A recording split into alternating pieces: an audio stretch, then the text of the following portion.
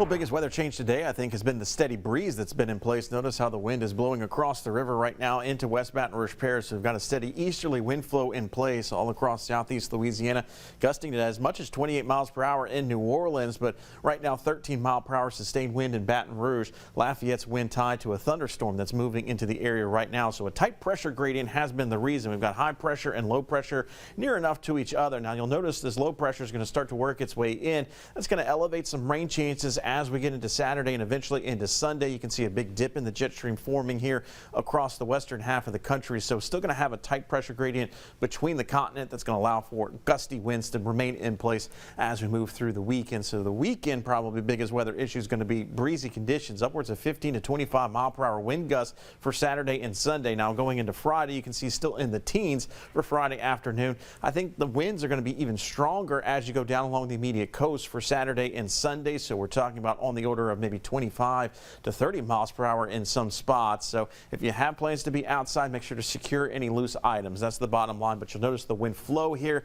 is still going to be predominantly from the east to the west. And then as we get into Sunday, still dealing with the breezy, if not windy conditions in place. So for your weekend outlook, yeah, the wind's going to be number one kind of priority, I think, but also an increase in rain chance. From Saturday to Sunday, we go from spotty at best for inland areas to scattered nature for showers and thunderstorms. That as we could see an area of low pressure develop and then push inland. So we'll see that elevated rain chance for the second half of the weekend, but don't cancel any outdoor plans. Now through Friday and Saturday, majority of our rainfall is likely to occur along the coast and could be persistent at times for multiple hours.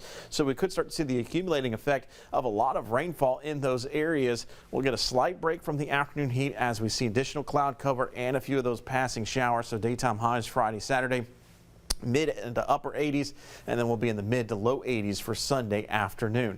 Here's a look at futurecasts in terms of the European model. So again, we've got two kind of slugs of moisture, one that's going to be exiting and one that's going to be more of a persistent nature here across the central Gulf Coast region. So notice here along the immediate coast how we have this rain shield that really doesn't move all that much, but it also doesn't make much progress inland. So we're going to have quite the gradient in terms of rain amounts from along the coast all the way into inland areas. We'll show you that in just a moment. But again, you'll notice through the weekend how most of the rain stays out over the open waters, but kind of emerges right onto the shores.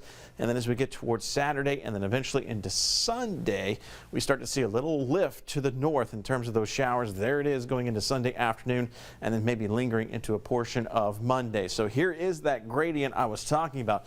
2 to 4 inches of rainfall right along the immediate coast, but then you go towards Metro Baton Rouge and we're talking about 1/10 of an inch or less over the next 7 days. So we're talking about really dry weather here along the interstate corridor and to the north, and we're talking about lots of rainfall down along the immediate coastline. So if your plans are heading towards say Grand Isle or things like that for the weekend, be prepared for the rain. That is the bottom line, as well as the wind. Let's give you a first alert to the tropics. We said goodbye to Imelda this morning. Now a post-tropical cyclone, keeping our eyes on this puff of clouds right here near the Bahamas, and then one that is eventually going to be emerging off the coast of Africa. But both these situations, low in chances of tropical development, but this system's going to bring that moisture, going to bring in that elevated rain chance as we go into the beginning of next week. And so you'll see that with our next 7-day forecast, how we start to bump up those rain chances Sunday into Monday.